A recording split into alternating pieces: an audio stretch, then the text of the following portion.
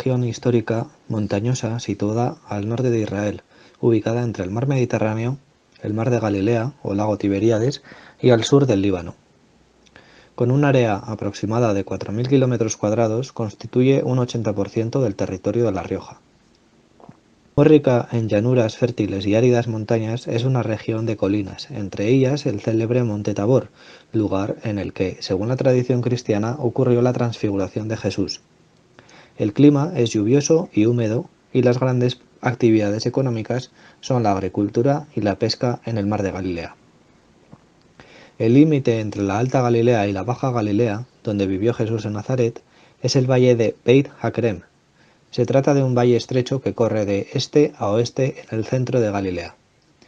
La Alta Galilea se caracteriza por sus altas cimas, siendo su punto más alto el Monte Merón, que se eleva unos 1.208 metros, y la Baja Galilea se caracteriza por montañas relativamente bajas y separadas por amplios valles. A los habitantes de Galilea se les llamaba galileos. Aun siendo judíos, vivían como en una isla rodeada de pueblos paganos. Como era una vía comercial, existía constante tránsito de caravanas y, por consecuencia, se producía una mayor mezcla de etnias y culturas. Los galileos, por el contacto con los otros pueblos, estaban más abiertos a otras culturas y modos de ser. Por eso eran de un espíritu religioso menos observante y escrupuloso que los judíos de Judea. Estos, más minuciosos y legalistas, consideraban a la zona semipagana, y desde tiempos pasados la llamaban Galilea de los paganos. Posiblemente por eso los letrados, los fariseos y los escribas despreciaban a Jesús y sus discípulos. La sociedad de Palestina en tiempos de Jesús estaba fuertemente dividida económicamente en cuanto a la riqueza que poseían las personas. De este modo existían dos clases sociales muy diferenciadas. La primera, los ricos. Se englobaba a la aristocracia, a la nobleza, a los grandes terratenientes, a los gobernadores y súbditos romanos, al grupo de los ancianos, a los sumos sacerdotes, etc. Y la segunda, los pobres. Aquí se englobaba al resto de oficios menores, y era el 80 o 90% de la población. La clase media casi no existía, y se componía de la aristocracia y nobleza menor. Como veníamos diciendo, la economía se basaba en la agricultura y la pesca.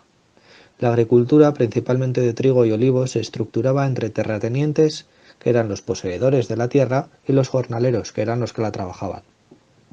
La ganadería era de bueyes, burros, camellos, ovejas y corderos, estos últimos criados y destinados al sacrificio en el templo, que era el principal consumidor de carne. Durante el frío de los inviernos los ganaderos emigraban a los valles más calurosos, y durante el calor del verano subían a los montes donde hacía más fresco. Eran, pues, nómadas. La pesca, ubicada sobre todo en el mar de Galilea o lago Tiberíades, consistía principalmente en un pez parecido a la sardina, ya que las leyes prohibían consumir ningún pez que no tuviera aletas ni escamas. Los discípulos Santiago y Juan, una vez sorprendidos por Jesús pescando, seguían el oficio de pescadores de sus padres. El resto de oficios se engloba dentro de la categoría de artesanía y se organizaban en gremios. Entre ellos estaban los canteros, los albañiles, los carpinteros, los comerciantes, los talladores de madera, etc. Es decir, numerosos oficios que se desempeñaban según la necesidad del momento. En ocasiones algunos de ellos se hacían notablemente famosos y solicitados debido a su buen trabajo, pero ello no permitía de ningún modo que se escaparan de la clase social de los pobres. El Imperio Romano se hacía muy presente en la sociedad en forma de tributos e impuestos. De esta forma, la clase social de los pobres no podía salir de ahí de ninguna forma, puesto que eran muy oprimidos y exprimidos. Los tributos eran destinados a temas bélicos, como reestructuración de ejércitos, construcción de calzadas, se gravaba la posesión de tierras, se gravaba también la producción de trigo, el transporte de alimentos mediante aduanas, etc. La labor de la recaudación de impuestos era llevada a cabo por los publicanos o por los recaudadores de impuestos, pertenecientes a alguna compañía dedicada a ello. Eran terriblemente rechazados por su trabajo y odiados por su corrupción. Entre ellos encontramos el pasaje del Evangelio de Zaqueo y el tributo al César.